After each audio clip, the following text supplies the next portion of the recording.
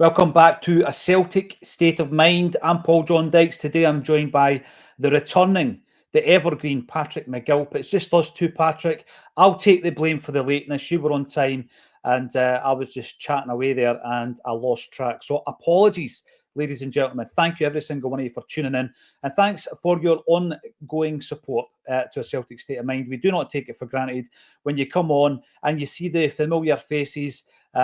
Paddy Lavery in there every day. Monty, Paddy, Big John's busy today, so I don't know what the weather's like. But if it's anything like Dunfermline, it'll be freezing. We've got Monty, we've got Jungle Lion, the usual faces. These are the people and many others who come in every single day to chat Celtic for an hour. And that's what we're going to do. There's going to be a slight digression here to start off with, Patrick, because I was reading yesterday and this morning about another Scottish football club who's in financial crisis. We already learned of Inverness, Caley, Thistle earlier on this season, and we now hear that Dumbarton are going to be deducted 15 points because they've entered administration or about to enter administration. And I just think it creates another discussion about the broken nature of Scottish football, Patrick, when we've got these clubs. I know that Inverness, Caley, people talk about them having a fairly new history since the amalgamation, etc. Look at Dumbarton. Dumbarton are a bastion of Scottish tradition when it comes to football. Always been there. I mean, my favourite kind of links are the links to people like Sean Fallon, who I'll come to, and to Murdo MacLeod, you know, when you think about club links. And we'll dig into them a little bit deeper.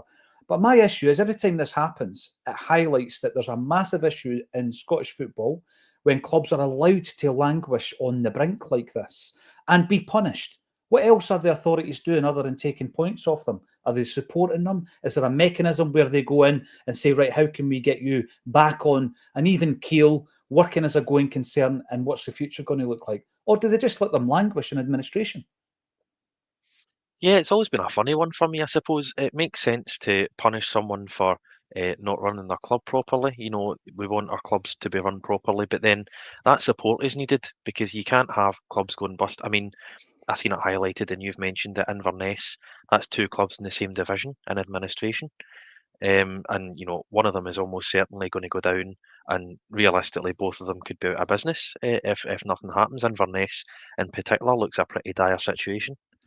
Dumbarton, I'm pretty sure I'm right in saying Dumbarton, you know, they won a title and they actually shared it with the old Rangers. That was the old Correct. Rangers' first ever title, and they actually shared it. I think it was only about 18 games. They didn't do goal difference. It was just head to head, and they drew or something like that. But it's a funny wee statistic.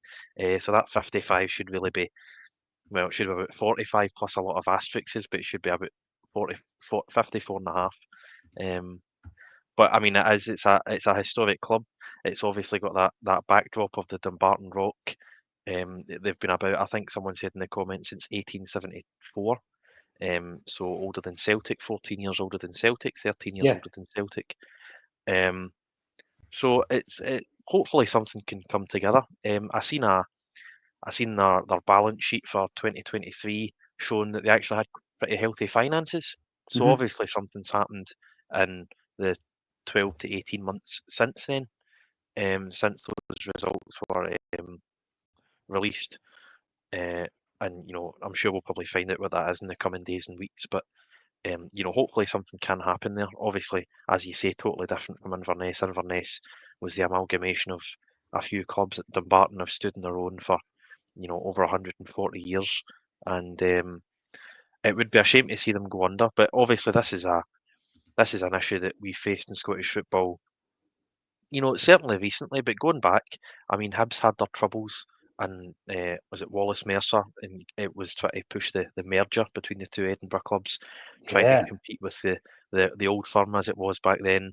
I'm sure Dundee have been in and out of financial trouble. Hamilton, I think, got done by a con a few years ago, lost just under £1 million to a con. Obviously, famously, Hearts and Rangers 10, 12 years ago. Hearts managed to save their club. Rangers did not, and now you have Inverness, Dumbarton, and you know, as we were talking earlier, you've got a club operating in the sort of minus 20 million range on an Mm. almost annual basis, and they're allowed to operate. They're not punished for being 20 million in the red, but Dumbarton are punished for entering administration. And I think administration is the last resort. That's when you're trying to fix things and holding your hands up and saying, there's nothing we can do here, we're struggling. But when clubs are, turning loans into shares and all sorts of financial doping for 40 plus years, there's no punishment there. So I think probably COVID, it's an after effect of COVID. These teams just about got by. All teams in Scotland and the world just about got by, got a sort of initial cash injection with fans coming back to the ground. And then a few years on, as the cost of living crisis has hit and maybe fans have had to sort of pull back and, save their money, these clubs are now struggling. So I don't doubt that COVID has impacted this, but it's certainly been an issue the last 30, 40 years in Scottish football, and it's becoming more and more prevalent. Some great points there. The first one I'm going to home in on is a really obvious one, and it needs to be made, is the fact that, we've got clubs like Bonnyrigg Rose recently being punished by the authorities, Inverness Cally and Dumbarton going into administration. Bonnyrigg Rose didn't go into administration, but they were deducted points, of course, and they had set up a GoFundMe page and everything else because financially they need the money as well. But you make the point, Patrick, and it needs to be made around a football club who get away with murder, because there was the murder of the old club, of course, but they get away with it, and they get away with basically running a company that isn't a going concern, running insolvently, and they get left to their own devices. These clubs who are finding themselves in financial peril need assistance. They absolutely need a strong authority within Scottish football, whereby when they can see on the horizon some kind of issue, there needs to be some form of engagement where they are able to, without concern, go to the authorities and say, we might need some assistance here, so that it avoids us going into administration. And there's loads that can be done. A lot of times, I think football clubs have dipped their toe into muddy waters that they shouldn't when it comes to financials. They've got involved with people of a criminal fraternity, like you were saying there. Sometimes they get stung. But a club like Dumbarton, with its rich history, like you say, sharing a title back in the day with the former Rangers, the big high points for me when I think of Dumbarton are twofold. The first one is the fact that Sean Fallon left Celtic and went to Dumbarton. And when he went there, he kind of operated almost like a football director's role, right? And if anyone out there likes a bit of Celtic literature and hasn't yet read The Iron Man, the autobiography of Sean Fallon, where Stephen Sullivan worked with Sean on the book, go and read it. It is in my top 5 Celtic books of all time. Tremendous book. But one of the really quirky stories in there, Paddy, was when Sean Fallon had the audacity to try and sign Johan Cruyff for Dumbarton. And Cruyff came to Boghead with wife in tow and visited the ground at Boghead and considered the move to Dumbarton. It's one of the incredible Scottish football stories, isn't it? Like Ronaldinho was offered to St Mirren, or Pablo Picasso sketched an ex-Celtic player. There's loads of these little quirky things, but Sean Fallon tried to bring Johan Cruyff to Dumbarton. Anybody in the comments remember it? It's out there. It was reported in the press at the time, heavily reported, as you can imagine. And the other thing, of course, is when Billy McNeill took over at Celtic first time round, and it became the season where 10 men won the league, the 4-2 game, etc. One of the biggest signings of that campaign was Murdo MacLeod, who had made his name at Dumbarton. And I remember reading in Billy's book, Hail Caesar, that there were 2 players that he was interested in at that time who both played for Dumbarton, Murdo MacLeod and Graham Sharp. And he explained in his book that he didn't think, the way his brain was working was, I can't buy 2 players from Dumbarton and for the 2 of them to be a success, Patrick. So he went for Murdo, the Rhino, and the rest is history. But Graham Sharp went to Everton and became an absolute idol at Goodison Park. He wins the league twice. He wins the FA Cup. He wins the European Cup Winners' Cup at Everton. He's an absolute legend in there. So Dumbarton have given a lot to Scottish football. And I don't think, as a club like Celtic, who are financially stable and really strong, you can just forget about it and think, Dumbarton, they'll go to business, whatever. I don't think that's the way we should look at it as football fans. Something needs to be done by Scottish football here. It does. I don't know if the SFA have got any sort of cash reserves or some sort of procedure in place for when this happens. No doubt they don't. a totally unorganised organisation, ironically. But I don't think they've ever helped clubs in financial situations like this before. Obviously, with Rangers being such a high-profile case, it was, they were going to the government, they were going to HMRC trying to negotiate some sort of agreement. But these lower league clubs are sort of left to fend for themselves. The SFA and the SPFL don't seem to offer any sort of financial assistance. I know the Scottish government done loans. I think they've done very small interest loans during COVID to help all clubs in Scotland. I think Celtic were actually the only ones not to take the loan, which was Have all the loans been paid back? interesting. Have they all been paid back? I think they were really long term. I think it was like 20 odd years, these Yeah. loans. And I think there were certain clubs who took the 20 years option. I'd certainly be interested in the Scottish government getting its money back as a taxpayer. So Absolutely. yeah, the football organisations they certainly don't offer any sort of financial assistance, not that I'm aware of. And in terms of points deduction, that's obviously a punishment. That's not a help. There probably, I don't know the facts behind this, but there probably isn't a lot of difference in money between League One and League Two. So maybe a relegation isn't the worst thing in the world financially. Fans, the few hundred fans that they'll have week on week will probably still turn up. Hopefully, whatever situation they're in, the fans can support them. Maybe there's some sort of wealthy benefactor, some knight in shining armour that will come in and maybe take over the club, maybe save them, put a bit of money in. But you're right, it would be a shame to see a club like that go under. And hopefully, either the fans, the community, football governance, Scottish government, whatever it is, something could be organised to keep the club going. There's a couple of things that over the years as a fan of Scottish football, of course, that I think are quite obvious and they could be implemented. The first one was dual ownership. Now, they spoke about relaxing the rules in terms of cross-border dual ownership earlier on this season, in actual fact, whereby, and I know it goes against the grain and all the rest of it, but a more wealthy club, for example, down south, could buy in and invest into a Scottish club who are maybe in the lower divisions, Patrick, and almost use them as a nursery club, a feeder club. And you think to yourself, all right, so if I'm a Dumbarton fan or an Inverness fan, would I like that involvement right now? You'd bite their hand off for that kind of financial investment. Yes, your club would give up some of the control.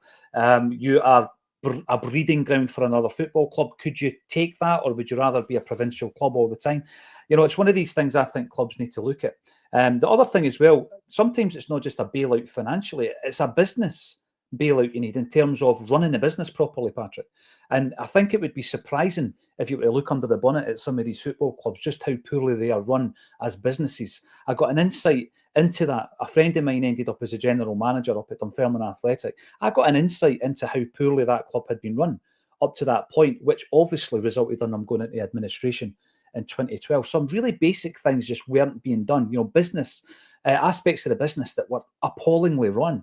And you think to yourself, wow, no wonder you're in such a financial mess. It wasn't always to do with bad buys, if you like, of players or paying too big a wage. A lot of the things were fundamental business issues that just were not in place. And a lot of clubs, I think, in Scottish football probably suffer from that. So if there was some kind of alliance with the authorities whereby we need some specialist advisories or consultancies to come into the football club and help us out here, I think that would work. I met up, there is a link to this one, by the way. I met up with Celtic legend Jackie McNamara for a coffee, maybe February, March time. We had a gig in the works, in the diary, and he was in Dunfermline to cover one of the games up at East End Park on a Friday night. It was a live game. Can't remember who they were playing. Forgive me. But Jackie was in the town, so we had a coffee and we were chatting about the state of Scottish football. And he actually said to me, he's got a consultancy firm. I think they're called Concilium. They sponsor St Mirren. They're the jersey sponsors of St Mirren. And they done consultancy work with Dunfermline, and they completely turned around their finances within about 18 months. And there was like a 30% swing in terms of turnover. No, that's huge. And what he was explaining to me, Patrick, was a lot of it was fundamental business acumen that they didn't seem to possess. And this consultancy firm went and sorted out a lot of this kind of stuff. One example he gave to me was, you think of a physiotherapist at a football club. And at Celtic, you're going to have one of the best, right? You're going to have somebody who's at the top of the game. But once you go down to these smaller clubs, it's not always the case. So the physiotherapist they were using wasn't a specialist within football or sporting injuries, believe it or not, right? And Jackie got a list of all the injuries they had in the preceding 3 years, and the repetitive injuries, Patrick, resulted in the loss of wages. So you're paying a player who's not playing, and it was crazy the amount of money they had paid out for players who were injured. So Jackie says, right, get this full-time physiotherapist in, and that won't happen. Right, that actually won't, and that's exactly what they did. So they had been reluctant as a provincial football club to pay big money for a physio, but actually the spreadsheet told them they were losing 10, 15, 20 times that amount in lost wages. So sometimes it's down to the business rather than just chucking money at a football club. So I think there needs to be a consultancy there with football teams who are finding themselves in financial peril. And I don't want to see any of these clubs go out of business. Absolutely not. That's the last thing you want. But there's other ways around it, Patrick. And I think we need to open our minds to these other approaches to financial management within Scottish football. Yeah, definitely. And that's a great insight. That's obviously a saving in terms of, whether you want to call it a saving or increased profit. They might have sort of been hesitant to hire a guy at maybe another 10 or 20 grand a year. But in terms of, you say, maybe 4, 5, 6 guys missing a month or two at a time, the lost wages, I'm sure they're paying, just shy of a grand a week or something, Dunfermline, maybe 500 a week, a grand a week. That saved money is life changing in the course of a season for a club like Dunfermline. I'm sure, Jackie, having been in the game, being an agent, a manager, a player, now a consultant, he's got a wealth of experience, and he can go in and help these people. Whether he's going to do that for free for Dumbarton is obviously a different question. I wouldn't expect him to do that. This is obviously a business of his. This is how he makes his money. But if there was some sort of group like that within the SFA, within the SPFL, these sort of good practices, where they can come in and maybe get a club on a firmer footing before it gets to this stage, possibly. A club can reach out and say, look, we're struggling, we could do with some help, and maybe apply some common sense, have an independent eye, look at it and say, right, what can we improve here financially? Yeah. And it just speaks to the disorganisation of Scottish football, I suppose, because any time, to sort of divert a wee bit, anytime you look at restructuring, to have a 16-team league, an 18-team league, a 20-team league, we're told it's not feasible because the TV deal relies on 4 derby games a year. And you sort of wonder when it comes to renegotiating said TV deal, whether that's still going to be the case, because we seem to hammer them every time. So let's see how appealing that is and how much of a selling point it is at the next round of negotiations, because that's always what Neil Doncaster goes to when it comes to league restructuring. And I'm sure, I don't know where Dumbarton and Dunfermline have finished in the league table in the last few years, but if they were in the top flight, the money's just totally different. I mean, I think it's 100,000, 200,000 each place that you go up, which is peanuts to Celtic, but it's absolutely life changing for a Dunfermline, a Dumbarton. Just look at Livingston. I mean, they were absolutely delighted to just be in the top division every single season, and I think they narrowly missed out on top 6 a few times, never quite managed it, but. Just being in that top division, getting that cash can be life changing for a club like that. So, maybe league restructuring, maybe some sort of in-house consultancy, sort of financial advice that the SFA and the SPFL can offer, or maybe some sort of independent regulator. I've seen that spoken about in England the last 2-3 weeks. Something like that to come in and to help these clubs. I mean, I'm not suggesting that the SFA and the SPFL sit with a big pot of cash to try and help these clubs. Maybe some sort of emergency fund would be good. Obviously, you can't factor in the Celtic and Rangers, who are operating on a different level. We've got millions in the bank, they've got millions in the red. Every other club, it's like 10 million max turnover. I'm sure Dumbarton, although they're in serious danger, compared to Celtic and Rangers, it's pretty small numbers. So to have something like that, maybe sort of an independent governor, regulator, I think the SFA and the SPFL need to put their heads together. Yeah, they absolutely do. There's no doubt about it, and they're getting some great comments coming through in the comment section. Thanks everybody for getting involved in the chat. I know it's not specifically Celtic related, but it does affect Scottish football, so we'll discuss it. It's a big story, and obviously we'll get to all the Celtic matters. Domestic football returns this weekend. That's the big one that we're going to be focusing on. Who's all in the comment section? Well, let's have a look. Another thing, actually, if you don't already do so, follow Quinny on the socials, because Quinny is looking very closely at Dumbarton, and he is working with a consortium to try and alleviate these issues. So have a look at that. It's very interesting when Quinny put that out, that he is being very much an activist in relation to that situation. And he'll probably, in fact, no, probably, he will know a lot more about the situation than I do. David Boyle. I hope that Rodgers learns from the second half against Aberdeen after that last international break. The Japanese players were exhausted. That's another great point, David, and I want to throw this out there. Let us know in the comments what you think. We've got a trio of Japanese players who are now being called up for their country. And on the one hand, you think, oh, that's great recognition, great for the player, etc. And all three of them are now being picked, because when Kyogo wasn't being selected, we had something to say about it. So we can't have our cake and eat it, right? So he's now in his squad, as is Hatate, as is Maeda. But they travel all over the world, global travel, when there's an international break for very, very few minutes. And it gets to that point where you ask yourself the question, how does this affect the player in relation to, do they focus on, you know what, I'm maybe not getting the minutes because I'm playing in Scottish football, therefore perhaps I need to leave? Or do they think to themselves, I want to play in Scottish football for Celtic and in the Champions League, therefore my international career isn't as important as some people might think it should be. So all that travel for a few minutes of football, is it worth it? Because it definitely, as David points out, it definitely affects the players. Let us know in the comment section, what's your thoughts on it, Patrick? I know that it's every footballer's dream, isn't it? Or anybody who represents their country at a sport. That's their kind of pinnacle. They want to be recognised as one of the best in their field. But it doesn't come without its issues when it's three Japanese players playing for Celtic. Yeah, definitely. And I think certainly in recent years, recent months, I think Kyogo has maybe been the sort of the focus of all this. Hatate and Maeda are good players, and but they did come in 6 months later, and Kyogo's the goal scorer, so Kyogo's the star out of the three of them, in my opinion. Maybe not the best player, but in my opinion, he's the star that everyone looks to. And he's obviously the one that very rarely gets selected. I think this is only the second time he's been called up since he moved to Celtic. So that was obviously a worry. People were thinking, he's 29, 30. I think he's 30 in January. Will he move on to try and get into the national team? He's now in the national team, thankfully. Or is he willing to sacrifice the national team to stay at Celtic? Because,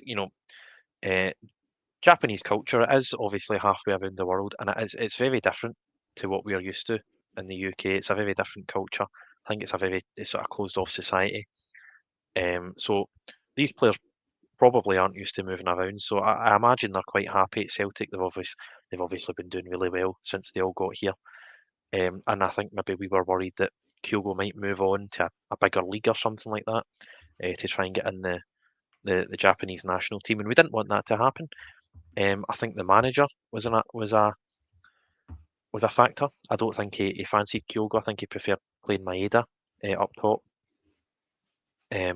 So that was obviously a factor. But again, as you say, Maeda, I think he's been selected almost every time, and he's back and forth, and he's away during the season, and when he comes back, he's jet lagged. He's travelled so much, he needs a few days to recover. He's missing a few games. Luckily, it's coincided with our international break this time, so it's not that much of an issue. But it's something that we've had to learn to deal with since 2021. I'm hoping now. There's been rumours about Kühn. I've seen a few fake quotes from the Germany manager. It'll be interesting to see how he gets on in March at the next international break, if he gets in the Germany squad. But obviously Engels, I know Belgium are sort of coming to the end of a cycle with our golden generation. But Engels is now starting games for the Belgian team, which is no mean feat. I mean, that's a seriously impressive accomplishment for both Celtic and for Arne Engels. So I'm also hoping that Celtic are now at a level and are now at a stage where it's quite normal for these guys to be playing for Celtic, playing in the Champions League, and also being picked for Japan, Belgium, maybe not Germany, but certainly in the Germany squad, maybe in the England squad. I know that's been a point of worry for a lot of players in the past. Obviously, I think Alan Thompson was considered one of the best players never to play for England. Sutton, I think, only get one cap. Hooper left so that he could play in the English national team. Correct me if I'm wrong. I don't know if that was all entirely accurate, but I'm pretty sure I've read that somewhere that Sutton one cap, Thompson was unlucky not to get selected. But I'm hoping now that certainly the season we're having, and maybe the seasons we can have in the future with this new Champions League format, if we're winning games, we're in Europe till at least January. If we can get the 9-10 points for the top 24, we're actually in the Champions League till February. You're playing 10 games. Players can come to Celtic, compete at that level, show that they can play at that level, and still get selected for their national team, because it was a bit of a tough area we're in for 5-10 years, where they'd come here to eventually move on. Yeah. And part of that moving on was getting into the national side, and they couldn't quite manage it while at Celtic. So hopefully we're now operating at a higher level that players can come here, and they can get that move eventually, like Ange did with Spurs. Like guys have recently in the summer, O'Reilly to Brighton, a team competing in the Champions League spots in the Premier League, and they can get that national team call up as well. And hopefully it works in our favour, compete at this higher level. It's massive because it does create that dilemma. On the one hand, you want to see the international recognition, like you just said there about Engels. It's tremendous to see Arnie Engels playing for a Belgium side who are still ranked number 6 in the world. When you look at that, the official FIFA ranking, still ranked up there. Like you say, they're maybe coming to the end of that cycle, and he's part of a new generation of players coming through. But to play with a national team who are captained by Kevin De Bruyne, I think he's a captain, right? I mean, he's going to go and learn. He's going to go and learn, Patrick, in amongst a great crop of players. And because of the location, it's not as bad with regards to the travel. I've always had my concerns, even when Key played for us, Ki Sung-young, and it was just about the travel and missing out. And that was a big concern. So it's a very, it's a very big balancing act for the manager to undertake with this type of player. But if you want to progress, it doesn't matter where the player comes from, you're going to bring them in. But you just hope that they're not looking at that situation and feeling disillusioned, because looking at Celtic and how hopefully we can progress this season in Europe would be as important as any international career, if not more important, I would hope anyway. Talking to English caps, there's absolutely no doubt that affected your chances playing for Celtic if you wanted a cap for England. Alan Thompson actually was the first ever Celtic player to be capped by England whilst playing for Celtic. And it was 2004 that took place. He only got one cap. But 2004, Patrick, it took that long for a Celtic player to get an English cap. And then obviously there have been players since then who have gone on to win caps. Chris Sutton came to Celtic having won a single England cap. Having refused to play for the B team, he was never capped again by England. I don't think that was down to his ability, for sure. So there's no doubt at all that it's a dilemma for the players. It might well be a dilemma for the manager, because a player increases in value once he becomes a full international. And that takes us into the whole discussion around Nicolas Kühn. But I want to bring in some of the comments before we get stuck in about that. Paddy Lavery, you're back in late today, Jungle. Don't be letting your standards slip. Well, because Jungle was late, we decided to be late as well, Paddy. Danny Boy, don't know why the headline is put on. Kühn's hardly been here long enough, and as soon as he hits form, we ask if we can keep him. We're trying to build something here. Well, the reason we're using Kühn is that there has been a development of sorts in relation to the situation he is in, and that the agent, you'll remember the player, was it Christian Nerlinger, used to play for Rangers. He was one of many EBT recipients actually at Rangers Football Club. And he is now the agent of Nicolas Kühn. And what I found interesting about the new developments, this is why we're running with the Kühn story, is that we actually got some kind of an insight into the inner workings of the relationship, I guess, between Brendan Rodgers and Nicolas Kühn. So I'll run through the quotes, Patrick, because we were kind of deliberating around how much of this is down to Brendan Rodgers, because obviously you can't just say the manager's the reason behind good form all the time. Got to give loads of credit to the player. Here's the quote from Nerlinger, the agent. The speculation is not an issue for us, he says. We have found a home for Nicolas at Celtic. We are never walking out on Celtic without being together with the club, because this success story was created by Celtic. I know from my time at Rangers, it was very hard to get something out of the television rights. So, of course, they need to find these success stories, identify a player, buy him for £3 million and sell him for £20 to £25 million. But we will do everything together with the club. We are very grateful, found this interesting, for how Brendan Rodgers developed the player. Nicolas feels the power of this club. I was in the stadium against RB Leipzig, and you can see the quality of the team. I know that Nicolas has total confidence in Brendan Rodgers in developing him and making him a better player. So that's the reason why we're focusing on the Kühn thing, because it is new information. It's come from Nicolas Kühn's camp, and it's all very positive, Patrick. As we've seen, I think it was a Sky Germany reporter who is sort of part of that Fabrizio Romano ilk, where when he's tweeting, maybe an agent's trying to look for a move, players try to look for a move. They've been fed some sort of information by some reliable source, and so there's a bit of worry, I think, for a few weeks there. But it's good to have the player's direct agent is coming from their camp, as you say, to confirm definitely that he's happy, he's not thinking about a move. As I think the most recent comment you brought up said he's been here for less than 12 months. So certainly in our timeline, we're used to this sort of 2 years and then sell. More recently, we've got 3 and 4 with Matt O'Reilly. I think was 2.5 years. Edward was here for 4. That was sort of unique circumstances with COVID. But we're certainly used to getting at least 2 years out of a top player.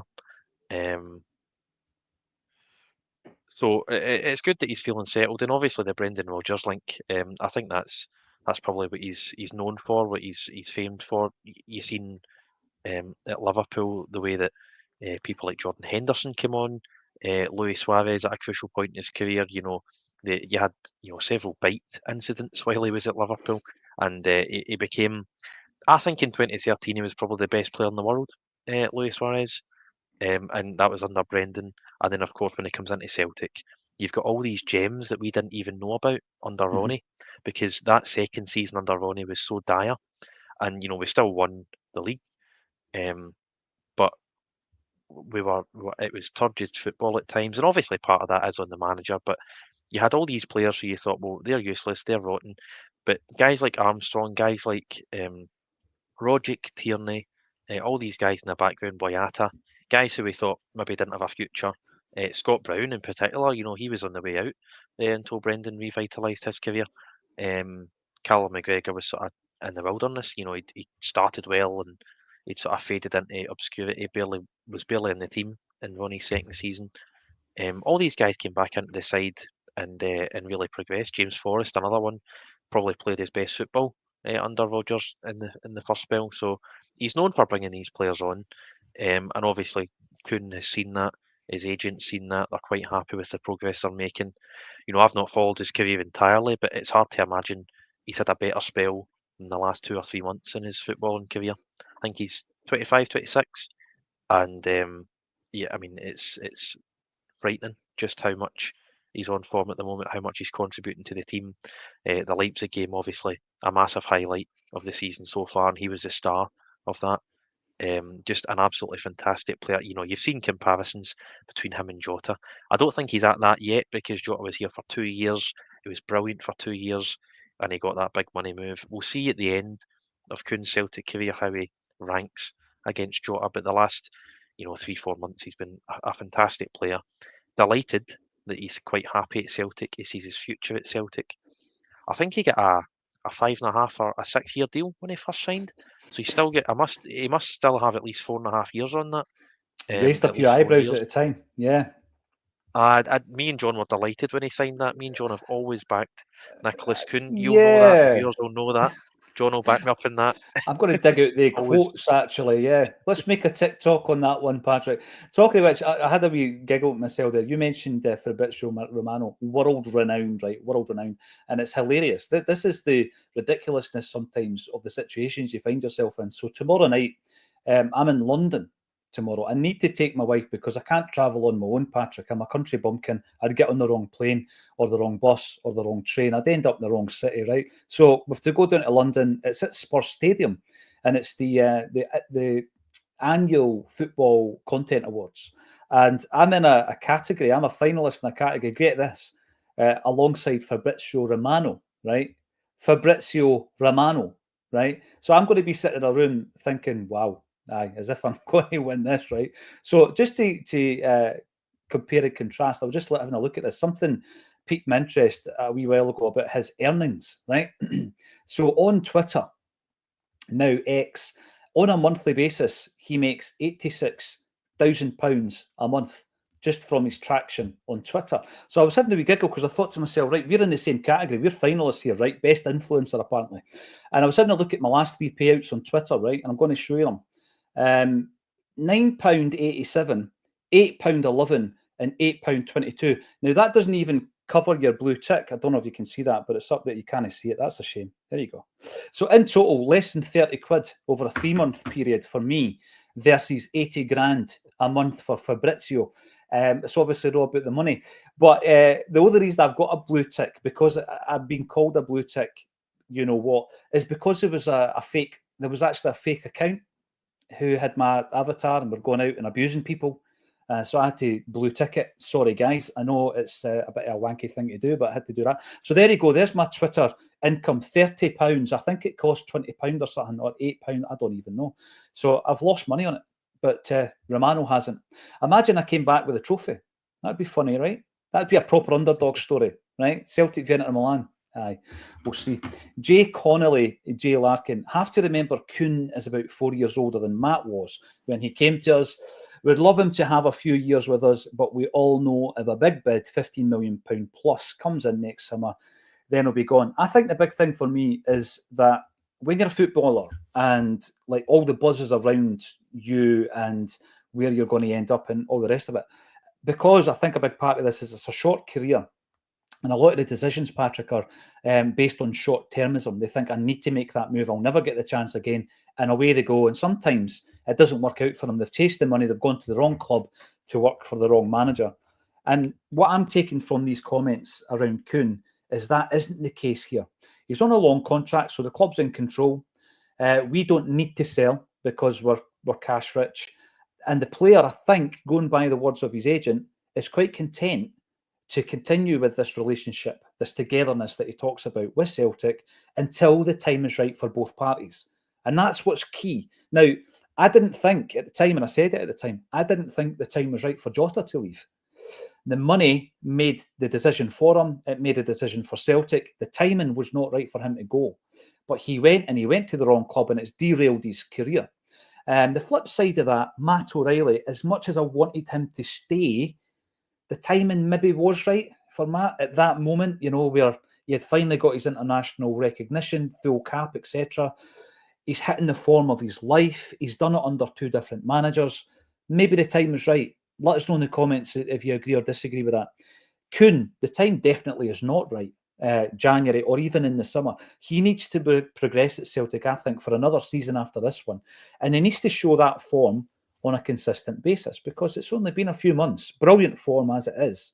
It's only been a few months. And I mentioned yesterday, the goal contributions are every 53.5 minutes at the moment. That's brilliant. But you need to do that over a season. And it won't be as impressive as that over a season. But that doesn't mean to say he's a bad player.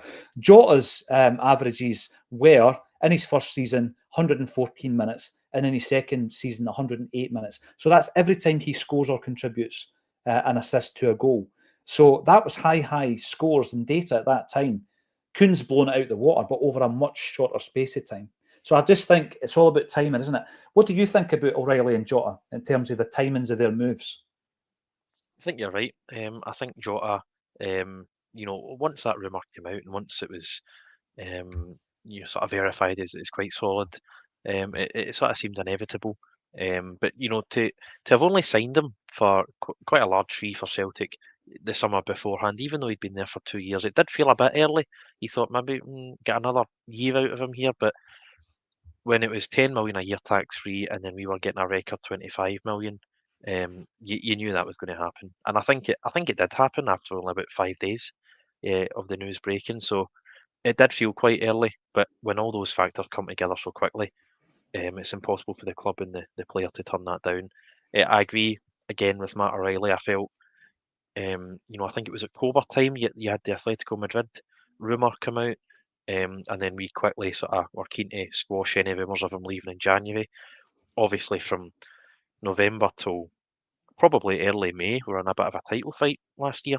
We had that tricky patch in November, didn't really get back on track until the end of February, and then it was quite tight up until the final few weeks of the season. So we needed to keep Matt, and we did, and we still got our record fee. I think it was 25 plus 5 in add-ons. And I'm glad to see he's made a great start down in England.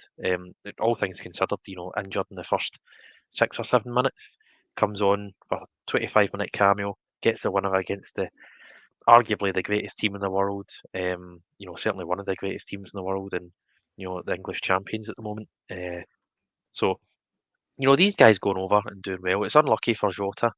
It's always a possibility when you go over there to China, Saudi Arabia, all these sort of obscure leagues that maybe not everyone's got their eye on, and the decision making can be quite questionable. But hopefully he's back on track. I think it's Lille he's at now, or Brest, some French team. Hopefully he can get back on track.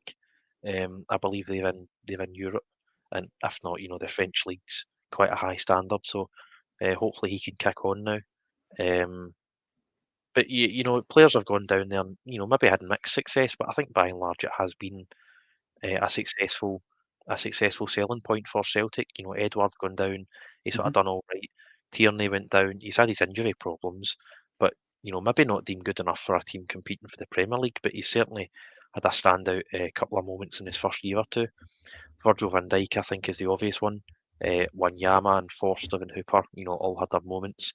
So we've had players go down, big fees, and they've certainly had moments, if not shone, like Virgil has, like I'm sure O'Reilly will.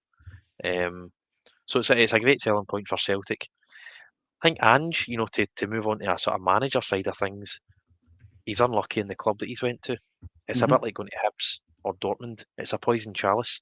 It's that sort of outside ranking where they just can't break into that sort of successful group. They always seem to bottle it at the last minute, regardless of who's in charge, what money they're spending. So, I mean, if the big man can turn it around this season, like he claims he's going to, that will be mightily impressive, because it's a bit of a basket case of a club. It really is a poison chalice. But it's fantastic for Celtic, and hopefully Kühn can see that. I think you're right. I think this season and then another season on top of that, playing at this level, I think you're right that 53 minutes per contribution, that's obviously not sustainable. I think if he sustains that, he'll be going to a bigger club than Brighton. I think he'll be going to Barcelona or Real Madrid. But he's had a fantastic start. And as I said 5-10 minutes ago, I'm glad to see that me and John's predictions have came true. We've always been his number one supporters in the Celtic fan media world. It's always nice when it comes to fruition, Patrick. Yeah, absolutely. On the Ange thing, I wasn't going to mention him, and I'm not missing him because Brendan's doing brilliantly. Again, I think he went too soon. I don't think the timing was right for him. I think he needed another shot at the Champions League, but he went anyway, and for his own reasons, he left the football club. Interestingly, one of the players, when we're talking about success stories, leaving the club for big money, going down south, etc., is Ki Sung-young, not always mentioned in the same kind of breath as Wanyama and Forster and Van Dijk, etc. But Ki Sung-young had a tremendous running down in England as well. So we sold him to Swansea, if you remember. He actually, I can't remember this, but he had a short spell at Sunderland on loan, and then he signed for Newcastle. So when you look at the length of time he was down there, he completed half a dozen seasons for Swansea, went out on loan during one of them, and then 2 seasons at Newcastle United. So like 200 games down there, all in the Premier League. He's the one that you tend to forget from time to time, Patrick, when we're talking about these success stories going down to England. That in essence is a success story. He played 8 seasons and he played that amount of games. Success. Yeah, I remember as a young boy watching Match Today and Ki Sung Young playing for Swansea. Swansea were a mainstay for a few years in the Premier League. I must admit, I don't remember his spells at Sunderland or Newcastle. I must not have been watching at the time, but I do remember him playing for Swansea for quite a number of years. And you're right. I mean, I'd totally forgotten about him. I don't know what the fee was. You'll maybe be able to tell me. I don't know if it was 6 or 8 million or something, but It was in that you know, ballpark, yeah. yeah. But I mean, even going back, I think maybe McGeady even isn't talked about enough. Maybe the price inflation in football transfer fees and the fact it was, maybe one of the first big sales that we made in terms of profit when we sort of introduced the player trading model 10, 15 years ago is often forgotten about. Obviously people don't have their eye in the Russian league, but he went to Everton and had a very good year or two with Roberto Martinez. I think they got up to 5th one season, played in the Europa League. Obviously a very talented player, only recently just retired. And shares the same barber as me, I recently found out. So there you go. Me and Aidan McGeady sharing the same barber. Who knew?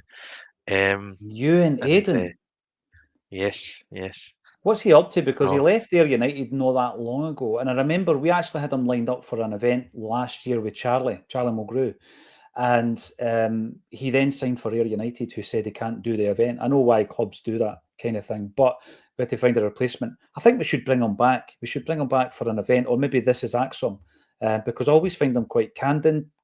He's a player who obviously was abused throughout his time in Scotland for his choice of international representation. And I think he'd be a really, really good guest for us. I'm thinking about the transfer fee. Transfer Markt have got it down for Ki Sung Young at €7 million. I thought it was a wee bit more than that. So I'm having a look at another source. Let's have a look at the other sources out there, see what he was. I think it was maybe £8 million, when we actually sold him. So that'll be deemed a success. McGeady, a success. If you ever talk to anybody who played alongside Aidan McGeady coming through, they'll tell you that he was a special talent all over Europe. Yeah, £6 million apparently pounds for Ki Sung Young. There you go. And on the Kieran Tierney front, that leads me to a discussion point we had yesterday. So Kieran Tierney goes down to Arsenal, right? And if you look at his year-on-year appearances, Patrick, it's 24, 38, 25, 36. So kind of up and down, but playing consistently enough. And then it was last season, he plays one game, he goes out on loan to Real Sociedad to get game time. So he plays 27 games last season and then 0 this season due to the fact, of course, that he had that terrible injury for Scotland. But it's interesting how he's constantly written off. He's only 27. But it takes us on to the left-back scenario. Yesterday, Lawrence got a few eyebrows raised in the comment section by suggesting that Bernabe should be brought back from Brazil and we should have another look at him in January. I completely disagreed with that. And I felt that you strike while the iron's hot on the player. He's obviously on a good run of form. I don't think it's going to work out for him in Scotland. And it's time for him to go. What's your thoughts on Tierney, though? Because that rumour will never go. It continually comes back. And obviously they added fuel to the fire recently at a foundation event when Brendan and Kieran shared the table and were having wee in-jokes and all that kind of stuff.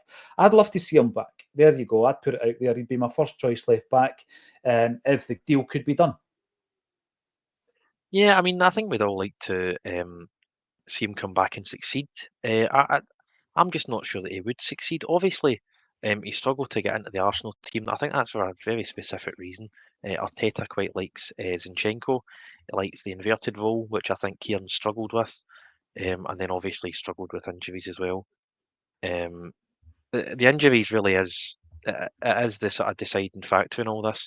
I've got no doubt that having not made it at Arsenal on 100 odd grand a week, he could go to a different English team and keep his wages sort of around that level, or he could go to a different league. And I think even in Spain, I think you're talking maybe 50, 60, 70, or he could come back to Celtic and he probably fancies himself to be one of the top earners, maybe 25, 30, 35. And that would probably be my sticking point. I mean, it's all I mean, you're talking about numbers as if they aren't real. 30 odd grand a week. It's a ridiculous number. And Celtic, obviously, with the cash in the bank, it's not a drop in the ocean, but you're fighting over spare change in terms of 20 or 25. But I mean, if he's only going to play 25 games out of whatever it is, 54 or whatever it is we play every season, I don't think he can earn that top wage. I think it would have to be, based on the assumption you're only going to play half the games, you're only going to get half the wage of a top player, a Callum McGregor, maybe only 15, 17 grand a week. I think Brendan probably wants it to happen. I'm sure Kieran would certainly be open to it if he doesn't already want it to happen. A lot of the fans would obviously welcome him back. The quality, there's no doubt about the quality. I think pace was a big part of his game when he was here. He's obviously 27. He's by no means past it. He should be in the prime of his career. But I don't think he's going to get any quicker, especially with all the injuries that he's had the last, almost 6 years now. He's struggled with these injuries. So there's a question there over how fast he would be. But obviously, tremendous cross of the ball, very strong, decent in the air for the height that he is. Solid defensively, a brilliant defender. And something we've probably lacked since he left on that left-hand side. A decent defensive option, because Taylor, he's not the quickest. I very rarely see him block a cross, I should say. He's not tall. He's not particularly strong. He's great at that inverted role. He's a fantastic passer of the ball, crosser of the ball. But that defensive side is probably something we're lacking. So it's a move I can certainly see happening. I wouldn't be surprised if it happens in January or at the end of the season. Obviously, we have a very precarious situation at left back, which I think we're sleepwalking into at the moment. Yep. I know Brendan wants to keep Greg Taylor. I'm sure Greg Taylor would be quite happy to stay at Celtic, but he must be considering his options if he's stalling this long in his contract. The age that he is, the form that he's been in, I don't think will be insulting him with any sort of wage offers. I'm sure we'll be offering the same, if not slightly better. So I think he's obviously looking elsewhere, seeing if anything else is available. But if he's doing that, if Barcelona want to call back Alex Valle, which that was a rumour before the Leipzig game at home, that he might be heading back soon. But whatever happens, as things stand, we are without a left back as of the 1st of July. So it's something that we need to address. And like last summer, like the summer before it, it's a priority position out of the 11 first team positions. 100%. And that was my kind of point. That was the reason I brought it up again. It wasn't just to talk about KT, but the underwater cabbage salesman does say KT chat, and he's giving you the wee sleeping emoji. I get it, but it's the story that will not go away. And whilst it's being discussed, and whilst we do have this precarious situation at left back, I think that it's something that we need to discuss. Now, I have a view on the fact that Bernabe shouldn't come back to Celtic. I don't think it was worked out for him. There's no point in trying again. And we spoke yesterday about some of the other guys who came over from South America, and it didn't work for them either. Janino was mentioned, as was Raphael Scheidt as well. Now, you'll remember, those of a certain vintage will remember trying to replace the one, the only Henrik Larsson. And, we were actually linked to 3 different Brazilians at that time. Famously or infamously, we were linked to Rivaldo, and Martin O'Neill offered him a trial. He offered Rivaldo a trial. Now, at that point, Rivaldo, he had done okay as a footballer. He had won the Ballon d'Or. He'd been named FIFA World Player of the Year. He had won the World Cup. He wasn't a bad player. And the bold Martin O'Neill says, yeah, we'll bring you in on trial. So that deal didn't happen. The Janino one did. But there was a third Brazilian internationalist who we were interested in at the time. Can you think of who it might have been? Patrick. I mean, it's sort of 2004. It's not a cop out, but I was 3 years old, so I'm maybe not totally. That's not good enough. It doesn't wash. But it wasn't. I think did you not mention Ronaldinho on trial for St Mirren earlier? I'm going to go Ronaldinho, but I don't think I'm right in saying that, because he was in his prime at Barca at the time. So, well, these are the things. So Ronaldinho was offered to St Mirren as a youngster. They didn't take up the option. When Celtic were interested in signing Raphael Scheidt, we were, criticised, and still are criticised, for not actually going out and looking at the player, not going out and viewing the player in the flesh. We did it all on videotapes, right? Unfortunately, something Fergus McCann wouldn't have done. That was one of his rules. You've got to go out and properly scout the player. Had we gone out and scouted the player, we might have noticed that there was a decent youngster, a Brazilian, playing for Grêmio alongside Raphael, and that was indeed Ronaldinho. He was not the player that we were interested in when we were trying to replace Larson. However, we were interested in a player, an international called Marcio Amoroso, who at the time had started for Borussia Dortmund, and he was a goal-scoring machine. His previous clubs were Udinese and Parma, and his transfer fees at that time, going back 20 odd years, totaled 53.5 million quid. So we were interested in him, and he was actually interested in coming to Celtic. Here's his famous quote, and his agent at the time was Nivaldo Baldi. Right, sounds like a made-up name. The quote was, "We like Scotland because we love shortbread. Coming here is interesting to the player." So there you go. Interesting turn of events. We signed Janino and he became another flop. Uncle Nobby Steamboat, you're back in. He says he goes to the same barber as John Clark. Random information. I could tell you who goes to my barber, if anybody wants to know. You know who goes to my barber? Richard Jobson. Richard Jobson gets his hair cut there. There you go. The Skids frontman into the valley and all that stuff. Now, Claire, I've got to say a big shout out to Claire, actually. You've been in hospital recently. You're a massive supporter of Acsom. We see you on a regular basis at the Acsom live events, and it's great to see that you're tuning in today. Hi, Acsom team. Bring on the weekend indeed, and the return of domestic football. Bin international football weekends. Kevin Graham, it's not Dumbarton's fault that they are owed money. That's another thing. A couple of unpaid debts can really put a Scottish football club into dire financial situations. Major difference between them and Inverness Caley Thistle, who have been run appallingly. Some of the stuff that has been coming out of the Inverness Caley Thistle financials is shocking. Yes, I brought Kevin Graham up. I'm now going to bring up a graphic here. And here's the graphic. So let's get rid of this.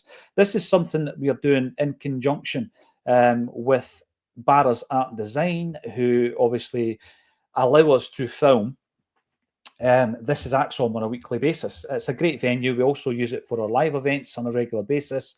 But we've decided to cover one of the games live. One of the games, Patrick, that we can't all get to. So we're looking at a Champions League away day. We're going into Barra's Art and Design. You're going to get a free pie. I don't know if it's a Scotch pie, bean and potato, macaroni. I don't know. But you'll get a free pie nonetheless, right? Pre-match scran and drinks will be served from 4 o'clock. We've got live music entertainment from 5 with the one and only David McKendrick. And then on the stage will be an Acsom panel plus an ex-player. So I'll give you the panel first. Kevin Graham's going to be part of it. Myself, Asim Rabani. We've also got Quinny, who's going to be involved in trying to save Dumbarton. And a special guest who is Tino from the Celtic Exchange. So there's your collaboration. The ex-player is the aforementioned Jackie McNamara. So I can announce Jackie will be on the stage. And what we're going to do is basically a pre-match, a halftime, and a full-time analysis, reaction, etc. on the game. So it should work pretty well. And then it'll be shown on the big screen. Everybody has a few swallies, free halftime pie. Everybody's happy, Patrick. Sounds like a good night. It does. That should be an excellent night. And it's free. And it's free. I've got to put that out there. It's absolutely free. Just turn up. That's what it's all about. And it should be, a hell of a lot safer. I've heard a lot of rumours about Zagreb. It doesn't sound like the safest away day to be going on, a bit like Rome, I think, and a few other suspect away days that Celtic have had recently. But I mean, that should be a fantastic night, and hopefully a fantastic, football night for Celtic as well. I think they've actually done a lot better than what people might have thought. Everyone's seen the first result. I think it was 9-2 Bayern, first game in the new format. So. Since then people have maybe written them off, but since then they've had some absolutely fantastic results, I believe. Some great away performances. So, I think a lot of us were looking, maybe get a draw there, maybe even a win if we're lucky. But, I think we'd be doing well to get a draw. Despite our form, in the last 2 games, Atalanta especially.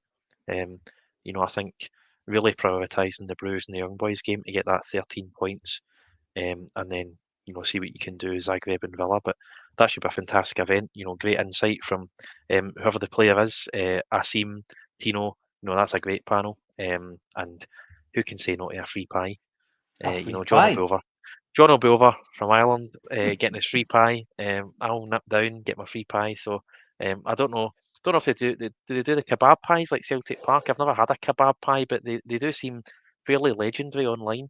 I have heard, but I have not sampled the kebab pie. I've heard all about it. I'm thinking more cow pie. Desperate Dan. There you go. There's a wee 80s reference as well. Yes, come along. It's a free night. It's all about just getting everybody into that venue and having a right good time. Jackie Mack, always a good analyst when talking about football. And like you said before, he sees it from various different angles. He's been a player, he's been an agent, he's been a manager, he's been a CEO. He knows the inner workings of a football club. And when you speak to him, you get the sense of that. He's not just looking at it one-dimensionally. He can look at it and give you a really good view on the situation. So I'm looking forward to that. Come along if you haven't done so already to an Acsom live event. You're wondering what it's all about. This is maybe a good opportunity. We will be covering the game as normal on that night as well on the channel. So don't worry, you're not going to miss that. At any point. Listen, it's been really good. I agree with you. I think that was one of the games we looked at and we thought to ourselves that we can get a win there. I'm now thinking when you look at the next 2 away games against them and Villa, if we can get 1 point from those 2 away games, that's fine. Win your remaining home games and we're in with a shout. In terms of ultras, you know that they mean business when you don't look at the clothing that they wear to establish who is part of each ultra group, right? Oh, okay, they wear khaki tops, they must be the Green Brigade, or they wear Stone Island, they must be this. In places like Zagreb, it's all about face tattoos. So if you've got a specific face tattoo, you will be a part of a particular organisation. They are the real deal. So yes, come to Bad. Watch it at Bad and it'll be nice and safe. And we do have a couple of gigs coming up. Johnny Collins, who for me was a classy player in the 1990s for Celtic, is coming. There's only 25 tickets left for that one. Ticket link underneath the video. And also the Centenary Boys. It's Pat Bonner, Roy Aitken and Peter Grant. A combined total of over 1,500 games played for Celtic. They're coming together in December. Come along. It's a Christmas night out for Acsom. And we'll have a good old shindig. Thanks, everybody, for getting involved. And once again, thank you to Patrick McGill for joining me on A Celtic State of Mind.